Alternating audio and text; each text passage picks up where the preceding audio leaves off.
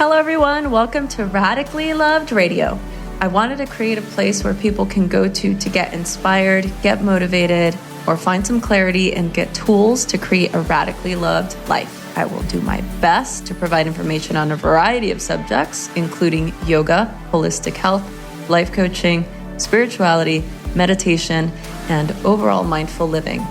Each episode will bring you some of the world's best spiritual leaders, entrepreneurs, yoga teachers, coaches, along with some of my closest friends, and we will talk about their life experiences and journeys to create something more out of their lives and how they continue to grow to make that happen. Thanks for listening.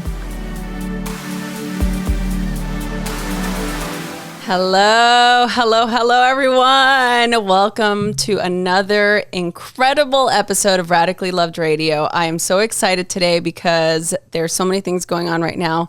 If you're watching this on YouTube, you can see we are in the Mod Pod studio and we are recording another incredible interview with somebody that's in studio. Today we have Sah D'Simone, one of my incredibly inspiring friends. I'm really lucky to call him a friend. Sah is a meditation teacher. I call him meditation guru. He's an inspirational speaker. He's spoken internationally all over the world. He's a best-selling author.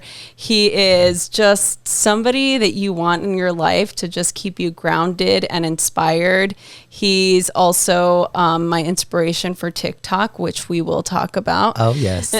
And he is joining us in the studio today to talk about his new book, Spiritually Sassy, 8 Radical Steps to Activate Your Innate Superpowers, which he's going to help us all do. Thank you so much for being here today. Yes, thank you so much for the beautiful intro and for this honor to share with your amazing community. So thank you, my love. Oh my goodness. What do you think? And the feeling is mutual, Aww. You know, inspired and loving you. Yes. Yes.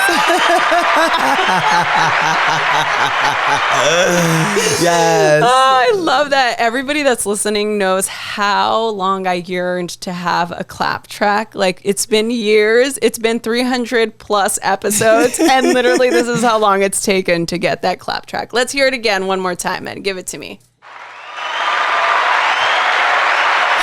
Genius. I actually am living for it too. Well, Sah, I am so... First of all, we met last year at Sahara's wedding. Yeah. And the moment that I met you, I was like, I couldn't believe that I didn't know you.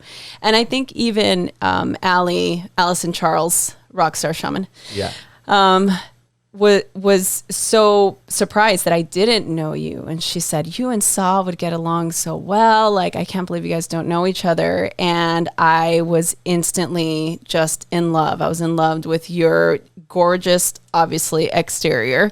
And just like everything that you're so real and authentic. And this word authentic really gets played out a lot, you know, and you and I, we've had several conversations since then. Sah and I have had plenty of hangouts and many deep conversations, which I would love for us to, you know, share some of the things that we've talked about. But this word authentic, I feel like gets played out a lot because people use it to define a way of being or people being honest, but I just feel like there's just something so much more than just people being authentic. I almost feel like now it's been so played out that it's now such a superficial word that now I think that the word is better defined as somebody that's just really grounded and really present.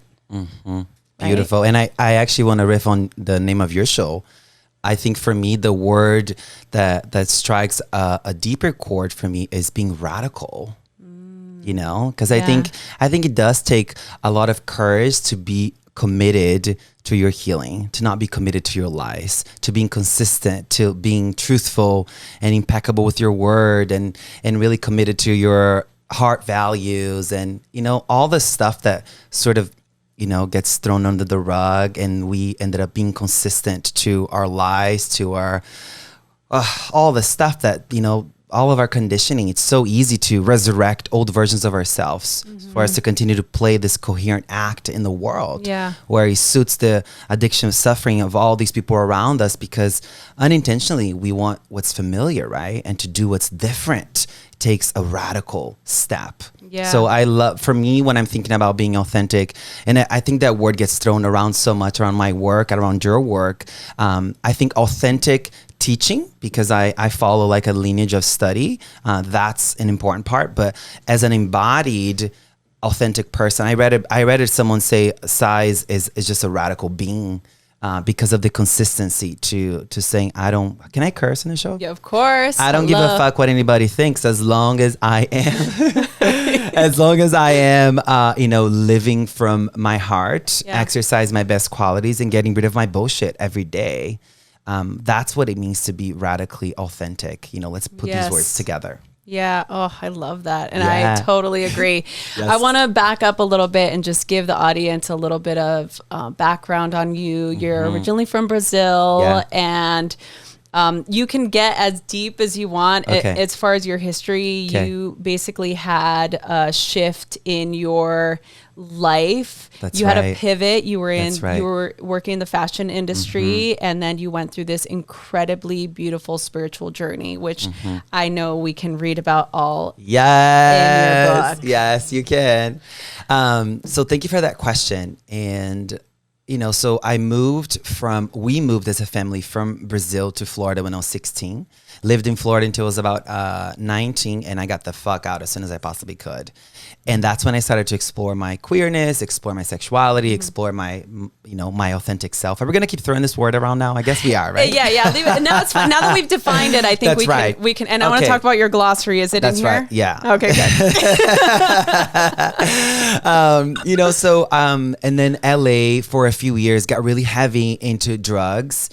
And alcohol. It was quite a wild time, and then left for New York when I was 21, and then lived. I went back and forth LA, New York, and kind of traveled for a minute, but more consistently living in New York. And I started this fashion magazine with a few friends, and then in the fall of 2012, I was bought out. Which was an extremely difficult heartbreak. While I was like 23 starting this company and having all these employees and all this financial support to create a beautiful creative vision in the world, I was creating really great work. I was just this I was able to perform really well as someone who was struggling with addiction, struggling with the depression, struggling with anxiety. I performed really well, no one really knew that I was just constantly having these low lows and these high highs while still having to manage a team. Little did I know that because I was crumbling inside and my inability to recognize my pain and do something about it, I was then making other people's lives quite miserable as well. And that was really difficult. But I only found out about that exchange that was happening much later. So I leave the fashion industry in the fall of 2012. I moved to Florida, not to the same place where I went to high school with and where we lived, this little beach town outside of Tampa, called Madeira Beach.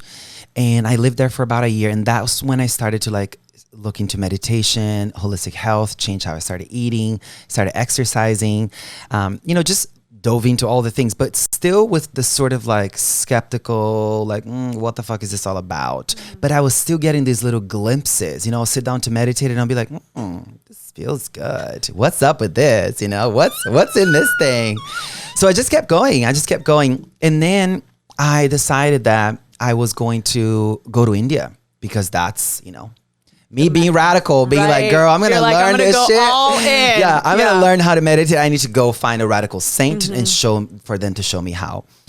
So then I had this whole plan of going to study with these South Indian gurus, and I mapped it all out at the house. I had all these photos of where the ashrams that they lived in, the place I needed to go, all the things. And then my dad comes into the house and says, you should go up to the north. You should go up to the Himalayas, and you should study Buddhism, and you should study with the Dalai Lama. I was like, I don't even know who that is. I had sort of maybe seen his photo in passing, But at that point, I had only been sort of exposed to Kabbalah because Madonna would be in class a few times a month. So I'd be like, this is a look, you know? So little did I know that the moment I landed my eyes... the moment I landed my eyes at the Dalai Lama, I was like, oh, you're the guy. You have something for me. I just knew. So then I buy a one-way ticket to India. I do a 10-day silent retreat. And at that retreat was the first time I had somebody, a stranger, reflect something so simple to me, but to the entire audience at this 10-day retreat. You have basic goodness. You have basic goodness. You are innately good. Your goodness is not circumstantial. It's unconditional. And I have really loving parents, and I grew up, you know, very well, and we never struggled with much. But that simplicity of those words just went deep, you know, and I'll explain more about this later. It was the way I had internalized mistakes. It wasn't a reflection on my actions. They had become a reflection on myself. Like the guilt had then become shame. You know, it wasn't like, oh, I did something bad, I'm now a bad person. It was like, I did something bad, and what can I do to have regret for it, compassion, forgiveness, and make a commitment to not to do better next time. Yeah. But the shame was so prevalent in my mind that every single little thing I had done up until that point had accumulated this conditioned view that I was innately bad. So I was walking around the world feeling like I'm a mistake, I'm a bad person. And imagine my perception of the world. Right. Whoa, like imagine that. And still having to perform, still having to live, you know, still have to be part of this global family. And so that was a simple little, I was like, this is nice. This lands deep for me. And then towards the last 3 days of the retreat, we did a meditation on death. And it was during that death meditation that I had this like psychosomatic response to engaging with the mind on the experience of dying. And then I was just like, oh my God, what kind of life have I been living? Wow. So for those 3 days, I was physically sick by engaging with the mind in these thoughts and visualizations geared towards the moment of death. And after that, I left the retreat. I started to already be like, something's got to change. I'm already feeling the transformation taking place. And then I'm able to go see the Dalai Lama for a talk at the temple, at the house, at his, you know, where he lives. And that was just wild. It was just like everything he said, it just landed so deeply. And then the sort of, you know, what's put me on the path for real, it was that fall of 2014. I went on a 30-day meditation retreat in Kathmandu, Nepal. And it was during that 30-day meditation retreat that I started to like really look at my shit and start to take accountability, start to like recognize my part in the puzzle. But it took the first 2 weeks. I was doing the thing where I was like, oh my God, looking around all these people like, wow, you guys must have been real life villains out in the world because y'all crying so much. And I'm over here just like judging your ass, judging you because you're making too much noise, and judging myself because I'm not crying. You know, like what the fuck is wrong with me? Right. What the fuck's wrong with them? What the fuck is wrong with me? Little did I know, honey, that the moment I entered the third week, I was that howling queen. You know, falling apart, breakfast, lunch, and dinner. And because we were observing silence, people would leave notes at my cushion. I hope you're doing well, honey. Do you need anything? And I would just compile these notes. I mean, they're at a storage unit at my parents' house in Florida now. But at some point, I want to bring those back because those notes sort of carried me through. But it was during that process of sitting and my mind had, I had found just a slight bit of concentration that the stuff that was unprocessed started to like resurface again. And slowly, I was able to face, you know, all the stuff that I hadn't, you know, made peace with, all the stuff that I was like, all the conditioning. I mean, essentially the feeling that I was a mistake, you know. And that's hard to go around in the world as feeling like that, like this mortal sin kind of experience. And then after that retreat, your question opened to something that that leads to the last day of this retreat. The last day of the retreat, we had an opportunity to take refuge. and take these vows, meaning, hey, are you ready to commit to healing, or are you okay staying in the path of bullshit and giggles?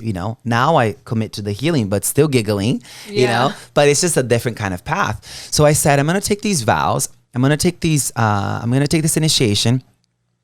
And for a year, I'm going to see what happens. And if I transform, then I'll stick with it. But if I don't, bye, girl, I'm going back to drugs, alcohol, and all my crack baby tendencies. So that's kind of like how it all sort of started. So, and after the retreat, I just kept monastery hopping around India, Nepal, a little bit in Thailand, a little bit in Indonesia. And then, but I never planned on writing books, being a spiritual teacher, meditation guide, none of this stuff. It all started purely selfish. It was like, I needed to feel better. Yeah. But then it's natural, right? As we start to feel better, it's the natural impulse of the heart is to serve. Yeah. So, and short answer to a long answer to a short question. Yeah. But for me, I can relate so much to your story, obviously, and obviously our trajectories were different, but I feel like I can definitely see and feel my story within yours. And I think what I find the most inspiring is your ability to really, fully commit to what your path was. Obviously, you saw transformation. Obviously, you made the decision to make that pivot and really commit to this path, And so I think one of the questions that I've been wanting to ask you, I know. Well, no, it's interesting because, like I said, Sah and I have had many conversations now at this point in the course over the year, and I've been wanting to do this for a long time, and I found myself holding back certain things that I wanted to ask you because I wanted to ask you on the podcast. It's terrible. I'm a terrible friend. To get the record, honey. I'm a terrible friend. No, but I think one of the things was this whole idea of really understanding who you are as a teacher and a leader. And I feel that it's really shitty for me to say, but I really don't feel like there's a lot of real teachers out there. I think that a lot of people are still on their journey. But with you, I really feel like you are that person. You are that teacher. Like you really are the real deal. And my God. and I've always just, I can sense it and I can feel it. And just in the way that you speak, and you're so unapologetic about responding to things. We could be having conversations and you're like, no, that's not how it is. And I'm just like, oh. Where somebody like me might be like, okay, tell me more. Like, I want to listen. I want to hear people out. You're like, no, honey, that is not. Bye, girl. Totally.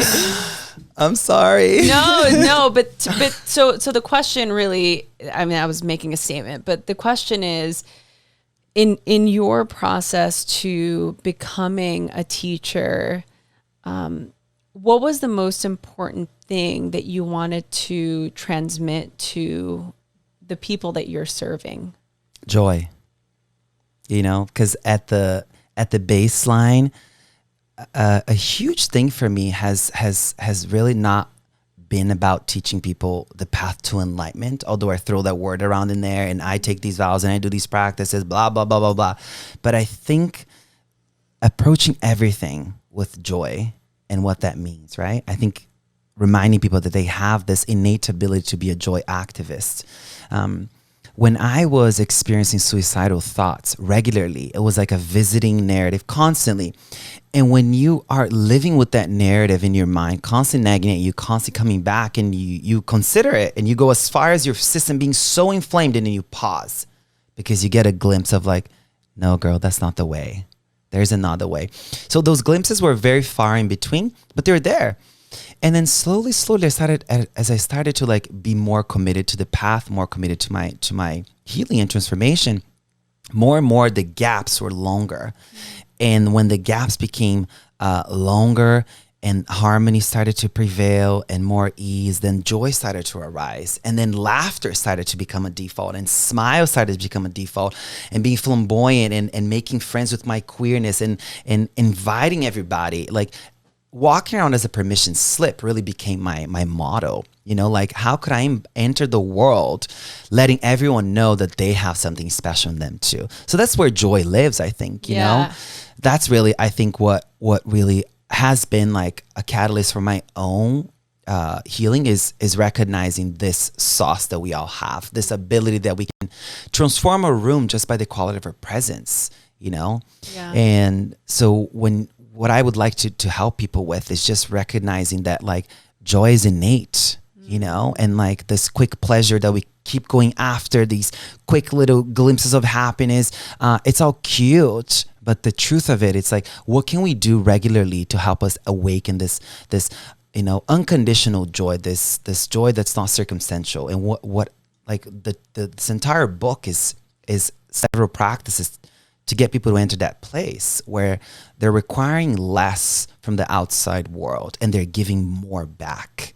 That kind of switch. Yeah, one of the things that I'm in the middle of, which I was gonna have you come over to my house so you can help me with naturally, is this whole idea of what is radical love, and if I have to deduce it to its seed, for me, it's connection. Epic, right?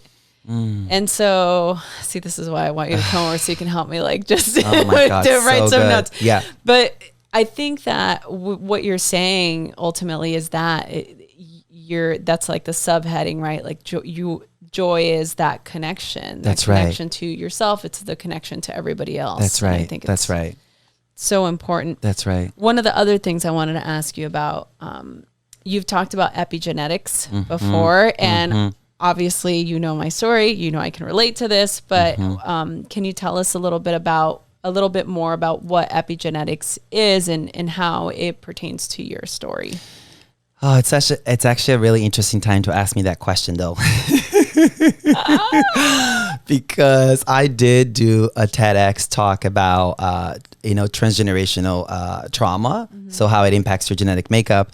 And because my grandmother committed suicide, and my mom came into the house moments later and saw grandma, I wish you well, and saw the body still agonizing in the floor after she had shot herself in the head. Sorry everybody, if this is triggering for you all. Yeah, it's okay. We all go through it. It literally, like, pain is inevitable, suffering is a choice. I always just remind myself of that over and over again. Buddha, Shakyamuni, historical Buddha, offered us such beautiful teachings. Anyway, so if you look at my genetic makeup, if you look at my family tree, there's a lot of trauma, addiction. Oh my God, you name it, honey. We got every single shade of mental illness. We have every single shade of addiction. And so I would then technically be an embodiment of all this trauma. And all the research into our genetic makeup, into epigenetics, shows us that we are that. So that's the scientific view. So here's why there's a pivot now, which is interesting for you to be talking about this. And what I also offered in the book is that when you look through the lens of karma, and this is far out for everybody listening, this is far out. So don't drink the Kool-Aid, listen kindly and just be like, okay, that's cool. And we also know the texture of truth. We know when we hear something that's truthful, it's just like lands deep and it's cool. Otherwise, it just allowed to pass. So hear me kindly, okay? So when we look at the lens of karma, what it offers us is not that we are the handiwork of mommy and daddy, but we are the handiwork of ourselves. So every single thing that we are experiencing, all my fucked up shit that's happened to me, I don't need to use these words because those are very heavy trigger words. I don't need to use these words to reflect back on my own traumatic experience. But every single thing that I've experienced as a queer brown body in the world, technically, karma says that it's all the consequence of my own past actions, and that's far out. That's far out of a model to look at. So, the transgeneration epigenetics, that kind of line of research offers us a view. But what I found, there was still an aspect of blame. You know, and I'm willing to be radical and say this on the record. I said this on Luke Storr's podcast the other day about that too, because I am just not about blame anymore. I went through the world feeling like the victim. This thing happened to me when I was 19. I get to go and have revenge. And I would go out and seek revenge. And then my life was just this perpetual cycle of suffering. You know, blaming this bitch and blaming this fucker and doing that and and then blaming myself for having done all the things. And it was just this perpetual cycle of just a continuous, you know, like pain, ongoing. So the view of karma is that you are the complete and utter creative director of your entire experience. Therefore, there's no one to blame. Sorry. I know it's fucking crazy to think about it like that. I mean, look, we have the same lineage, and it's like you don't get to, and I can't remember what I can't, and I'm sorry if I'm misquoting from, I think it's the Upanishads that say, you don't get to, it's not the stars, it's not, you know, your parents, it's you. You don't get to decide where the blame goes. Like ultimately it comes to you. Yeah. And just to piggyback on your definition of truth has a texture. I love that. That's really great because it's part of what yoga is.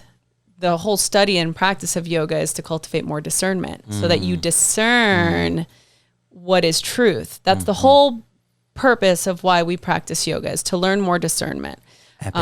Right. And so even in stories like the Bhagavad Gita, that's this heroic tale of Arjuna, who's a soldier, and he's basically at the top of this mountain with Krishna, who is God, and he doesn't know it's God in the beginning of the story. I don't want to spoil the story for everybody. Actually, Mary and Richard Freeman just wrote a beautiful book about the Bhagavad Gita, and they will also be on the podcast soon, so you can definitely check that out. But the story basically is he is trying to decide whether he goes into battle or not, right? And him going to battle means if he doesn't go to battle, he is not honoring his truth as a soldier, as somebody who has trained his entire life to fight and protect his family.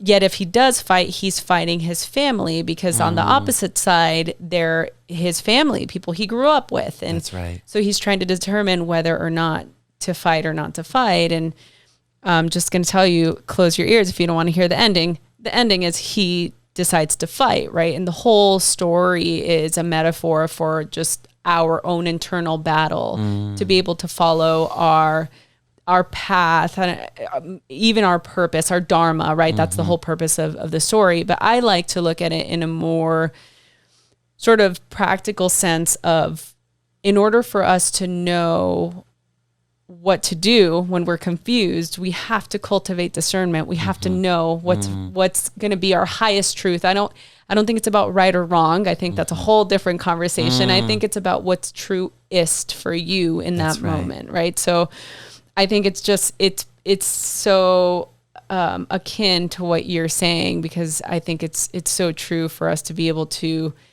really identify what those things are. I think, one of the other things... That's so beautiful, by the way. Oh my God. Thank you for sharing that story. Yeah. No, it's part of... For me, it's really important to be able to continuously assess, right? We practice yoga and meditation because we can be at peace on our mat, on our cushion, right? That's right. But it's the stuff that goes off the mat where it really Eyes matters. open in the world, honey. Yes. Let's see how you... I know. Who you are at that right? point. And I love that you speak to this, because a lot of what you preach out in the world is about how to be in the world, awake in the world, how to speak to yourself. You are always doing, now I'm talking about TikTok, right? He has literally the best TikTok on the planet. It's so good. Hashtag not an ad. TikTok partner. Oops. So yes, I think it's really just, it's super inspiring, that I say this because I know you and I know how you show up in the world. And so I really think that, well, I guess I'll back it up. For you, when you think about somebody being able to navigate mental health or transformation, even thinking about your path when you were newly in it. Like, can you give us a little bit of insight? And the reason why is because right now, real time, we are in the middle of pandemic, social injustice, civil unrest. We have an election coming up. There's just so much stuff. And I know a lot of people that are really struggling right now, mental health wise. And I'd love to just hear what your insight is on that, like how to navigate those things and how to be able to still have a spiritual practice during this time.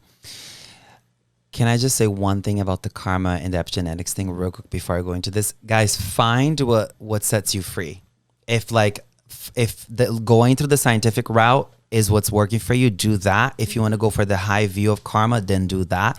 I went back to New York after I had done all these years of all these monastery hoppings and trainings, I went back to New York to study contemplative psychotherapy. And I actually, even while I was studying that, I snuck into a conference where the Dalai Lama was, it's a long story, but actually a fun story. Some other time we'll talk about it. But I snuck into a conference in New Delhi where the Dalai Lama was talking to a group of neuroscientists, quantum scientists, molecular biologists, where they're going back and forth about why these practices work. So anyways, if the path of science is your path, then do that. If the path of karma is your path of high spirituality, then do that. In short, just pay attention to that every single state of mind matters, that every single word matters, every single action matters, that you are living right now as a consequence of all of your past actions. And if you take ownership from just that simplicity of it, and you look around in your space and you're like, wow, I'm sitting here with this iconic freaking queen in this beautiful space with this incredible team. I've created this experience. You know what I mean? Like, you created this experience. We're creating it together. So like, recognize that how clean your space is. That's one aspect of how karma blossoms in your life. The way you see the world is one aspect that the karma ripens in your life. The way the world sees you is another aspect of karma. And then the fourth aspect is the overall tendencies of the mind. So look at these four main views, right? When you're thinking about the consequence of your past actions. Enough about karma. That's enough. Okay, thank you for that little just a little sidebar. Just because I want people to, I don't want us to. You're in the high view. You teach from the high view, right? And you embody the high view, which is why I gag with you. I live for you for that reason. You know what I mean? Yes. And when I say, I mean, there's a lot of words you kind of have to. I want to talk about that next. We should just get into that so people get it. And so it's important to sort of reclaim words in the way that impacts your internal world. You know, attach new meaning. Like we're creatures of meaning, right? Attach new meaning to things. Like gagging for me is the highest compliment. If someone says, "Bitch, you made me gag," I'm like, "Yes, honey, that's a look. I delivered today, honey." You know. So anyway, so you teach from that. So that's why we like a lot of people listening. Maybe the high view is a little bit like, they want more of the analytical. Yeah. Linear sort of research based. That's fine. Do whatever it takes. But at some point, start to entertain things that have ancient history. Remember that the scientific view in the field of epigenetics and neuroscience, all these incredible things that I was using, I was really loving all of this. This is like, you know, a lot of it is less than, I think Marion Diamond started to study how environments impacted mice. And this was like late 60s at Berkeley. And this is a female scientist, by the way, Marion Diamond. She's an iconic being. Look her up. If you want to get scientific, become a science nerd about this stuff, look up her work. She's the person who sort of brought this, a lot of this stuff that we're talking about, how environment conditions are genetic and how a lot of it has to do with our past family trees, whatever. Anyways, but back to your question. What should people do in regards to mental health? First of all, don't overly identify with your mental health. I think it's a huge thing right now with this enormous amount of labels. I'm depressed. I'm anxious. I'm bipolar. I'm narcissist. I am codependent. What's the attachment? This theory, blah blah blah. Like, I get it. That's a look. I get it. Like, I've lived with all these labels too. And I don't mean to sound edgy. Yeah, I know. Well, I'm dying because it's like, I know he can say it's a look, and I know if it's a good look or if it's a bad look just by his inflection. That's why I love that we have video right now. So watch this on YouTube so you can see exactly what I'm talking about. That's right. But yeah, when he goes, it's a look, like I know that is not a good look. Or when it's like, it's a look, honey, then I'm like, okay, it's a good look, you know, right. But okay, continue. Go ahead. So first of all, recognize that these are passing waves. They don't define who you are. And then second of all, it's seek professional help if you need, and then look for the ancient practices. Meditate, drink water, exercise, sleep well, laugh, connect, radically love, being connection. The historical Buddha shared so much about the power of the Sangha, being community. I know that when we're depressed, we're isolating, we're going to the bottom of the pit. We don't want anyone around. Trust me, I've been there too. I know what it's like. That's not the look. But then you have to find people who can be like, honey, it's okay, come out. I got you. I love you, crunchy and smelly and all the things. It's okay, come. So we have to find those people. That's your Sangha. That's your spiritual support. I think it's two sides, right? Do the thing more traditionally, seek out professional help if you need to. Mm-hmm. Earlier today, I was celebrating one of my long-term students. We've been working together for 2 years. Last Wednesday, she went off all medication after a year and a half of work together. That is sick. You know, and this is the delicious sickness, you know, right. This is the high view. She went off all anxiety medication, all depression medication. She's been sober for 6 months now. Wow. She's been making the most iconic work, but it was a slow step. Yeah. You know, it was a slow build. Mm-hmm. But the most important thing is that you're committed to your healing. You're committed to your joy. You're committed to you know, eating better and knowing that anxiety and depression have been linked to inflamed gut. Mm-hmm. A lot of research is shows about that.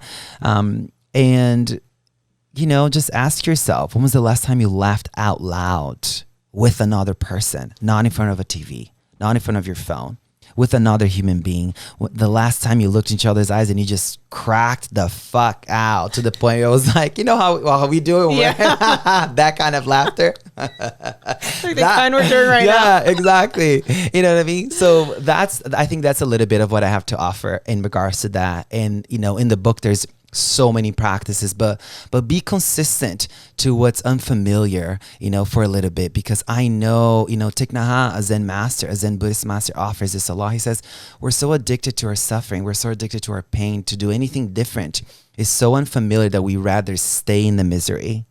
And I talk about the misery being the misery blanket that I rather stay under because it's cozy, honey. Mm-hmm. You know, it's painful and but it's comfortable because I know what it's like. Right.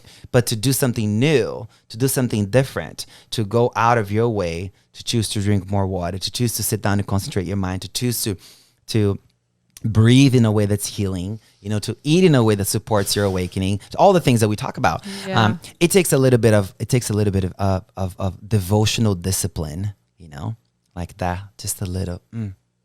But I got to tell you guys, I'm sitting here today because of the devotional discipline. You know, boo, it was a look. And this was not the look. This was like the crack baby look. Crack baby, like, yeah. Oh, let's talk about a couple of reclaiming of the words. Okay.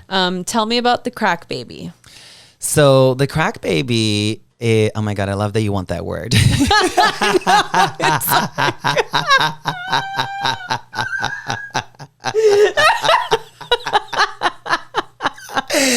Oh my God. The other day I was with Allison and Luke. They're like, okay, so is this the good crack baby or this is the not so cute crack baby? I was like, honey, you gotta pick it up, boo. Yeah, tune in. Yeah. Mindfulness of your internal world. When the word lands in your eardrums, what is it like inside? Is it a good crack baby? I think crack baby is just, you know, it's a fun way to just say wild creature that I can be, that you can be, that all of us when we are together we can be, free of intoxicants, just being completely wild and free. You know, really being radically loving and lovable to ourselves and to the world. And then being a crack baby, the other side is like legit being a crack baby. Like you're just unskillful with you're overly identifying with your thoughts, with your emotions. You're always caught up in rumination and catastrophizing. You're speaking unskillful stuff into the world without taking responsibility. You're acting in a very unwholesome way. And then guess what? You do all this and you still blame other people for your misery.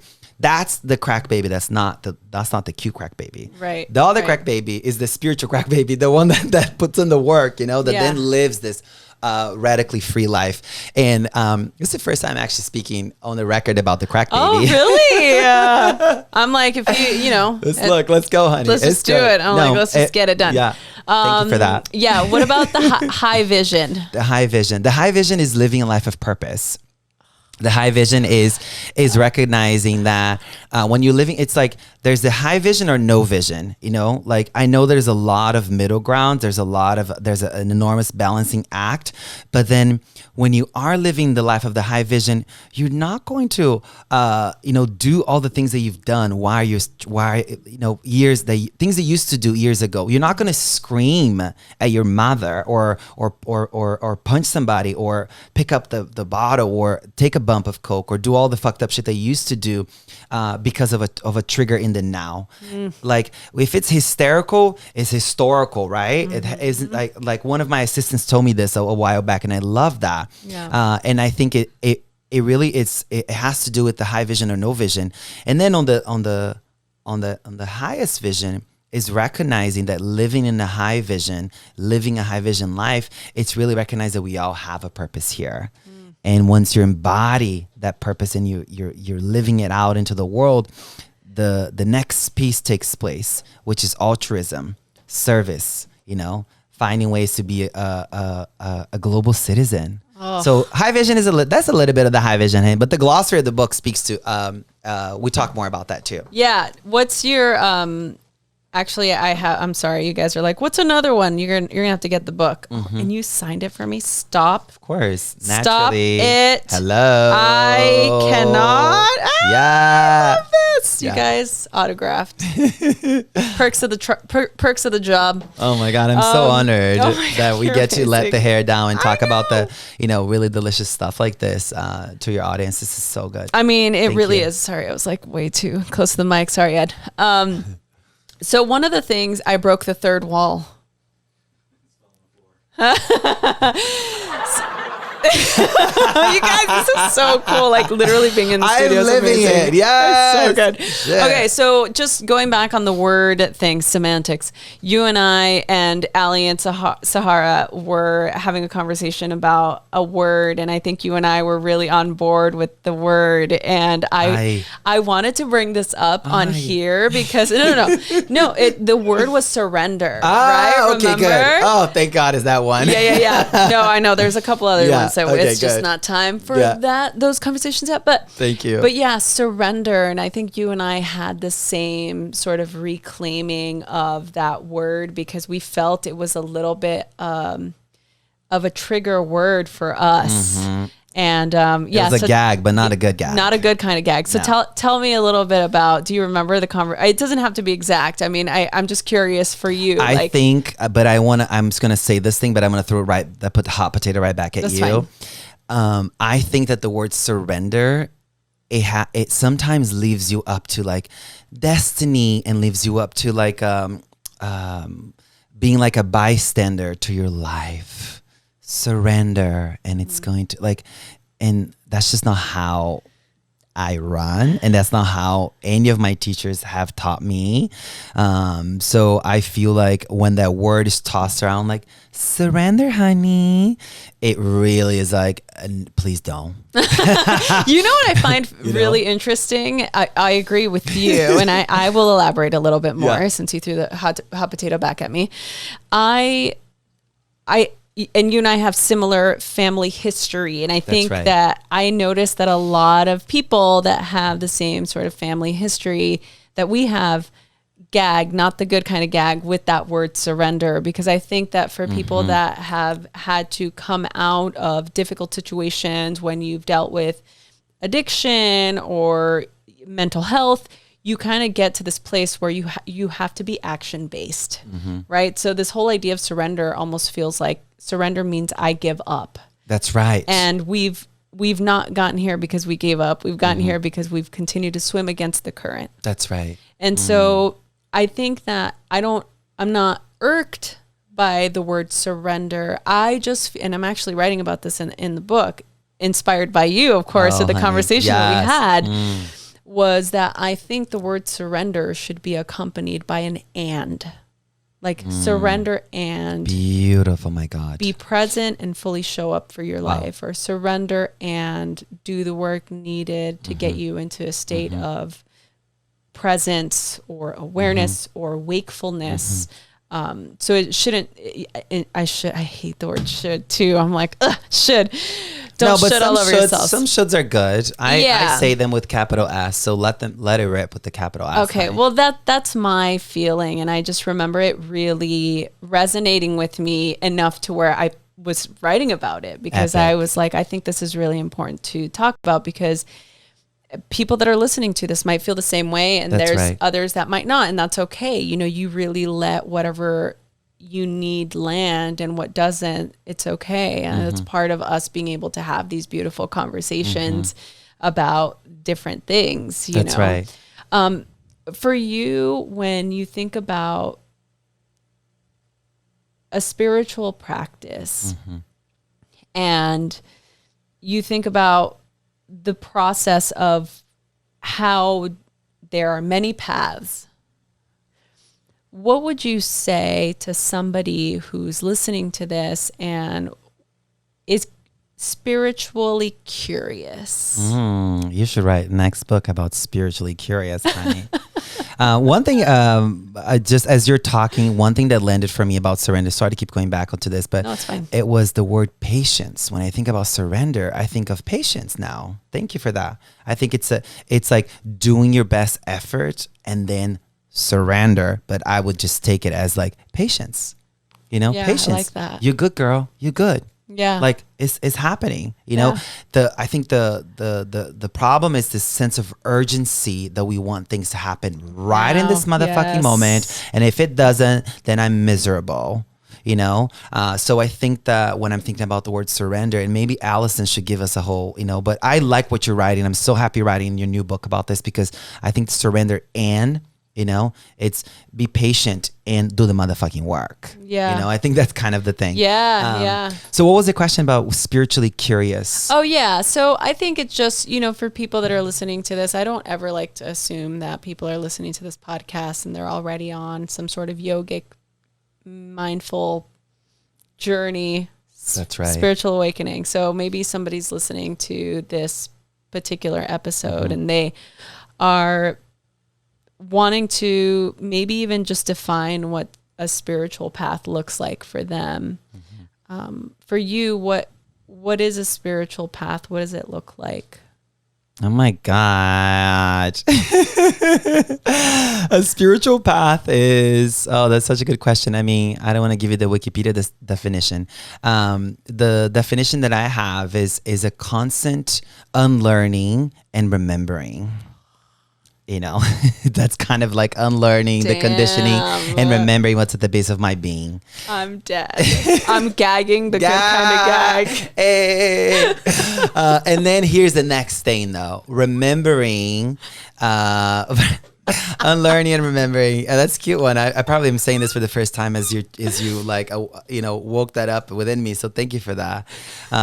And then I think that the next stage is a spiritual path that you don't feel, where your teachers and the books you're reading, anything you're doing is asking you to subdue your best qualities. And that is what the spiritually sassy movement book is all about, is about a movement where if you've been called too much or too loud, too bold, too anything, you're too intense, you're too queer, you're too this,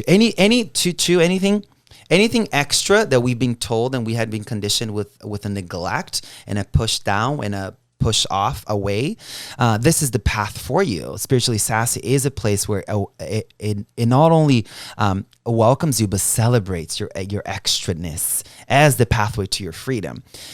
So if you are relating to what I'm saying, to what Rosie's saying, like you see us as embodied teachers in this funny, playful, also disciplined and oftentimes radical way. If this relates to you, then by all means, let's do the work together. We're here to support you. Or if you are looking at other books and other teachers, just think about what I'm going to say to you right now. It's like when I was, living up in India, Nepal, and doing all this work with all these different radical saints, the instructions were to literally renounce all of this, all of my queerness, renounce all of my laughter, renounce all of my dance, renounce joy. And I started to model after these ultra spiritual people who I thought were like in the high vision. I thought that they were gagged out, and I needed to do that. But I was so wrong. What they were doing was good for them. Not good for people like us. Not good for people who have been told you're too this, you're too that, neglected, marginalized communities a lot in this space, or people who are wanting to claim that extraness about themselves. This is the path for you too. Spiritually Sassy is about celebrating the radical nature that we all have, to be bold, to be fierce, to be loud, to be funny, to be magnetic and charismatic. So whatever you're wanting to do, just go to a path where your best qualities are developed and your worst qualities are removed. That's really, at the end of the day, just a little. Oh, I love that so much. Thank you. God, that's so good. I need to just let that ruminate a little bit. Yeah. Yeah, I think about all of these things a lot, and I think you've really given me so much to think about.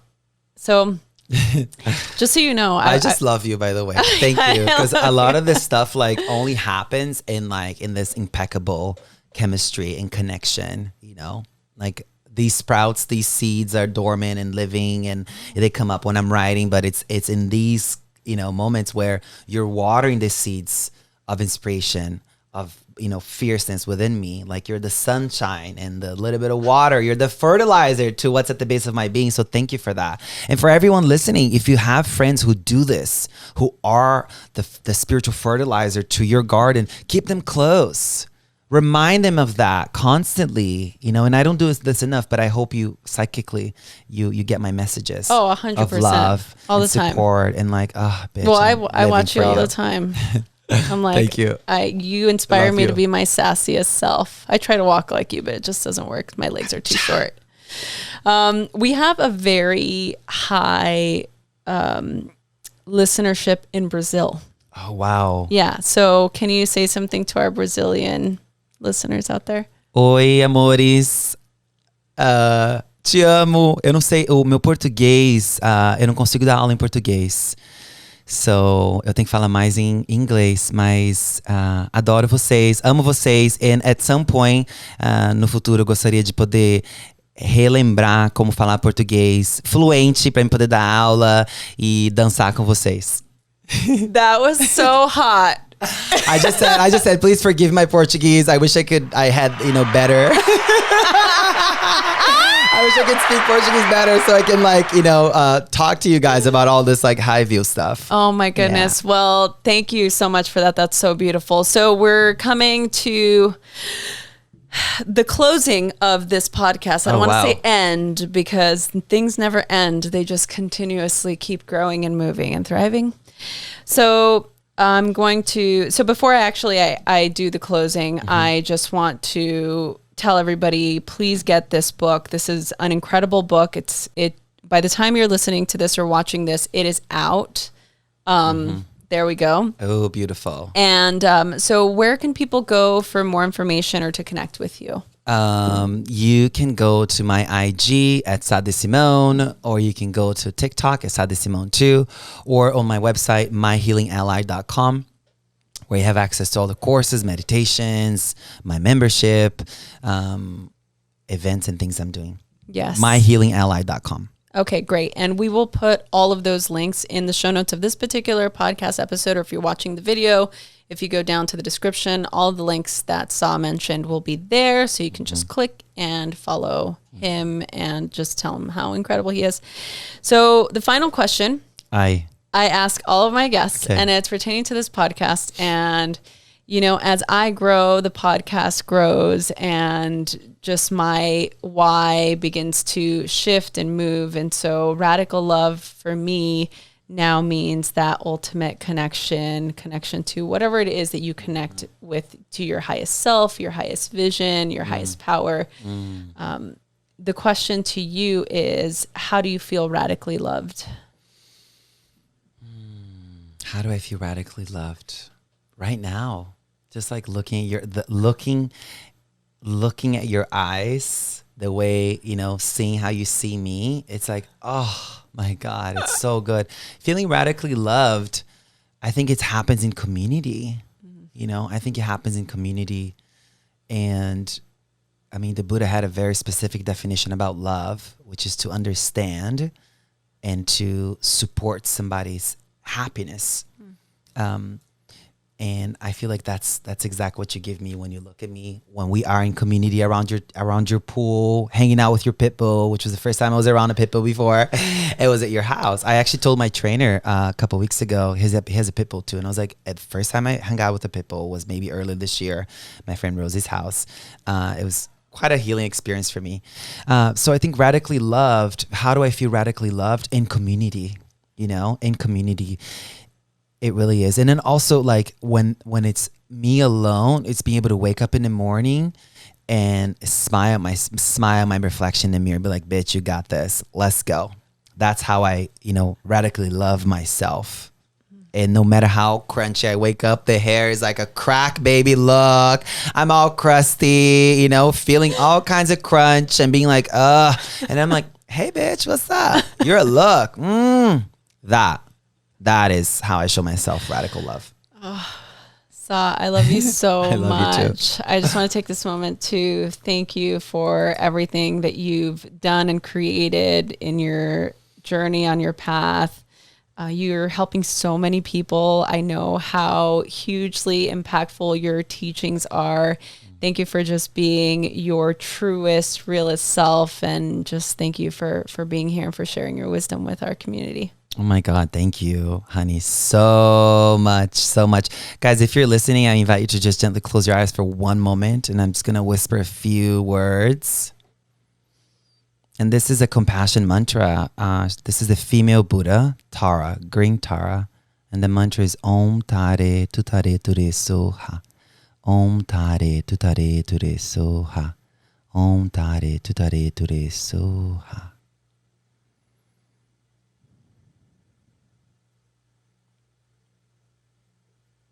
And essentially what the mantra means is, may all beings everywhere be free of mental and physical suffering and be happy and have all the cause of happiness. Thank you so much. Thank you. Thank you. Thank you. My Thank goodness, you. You're the best. Thank you. Wow.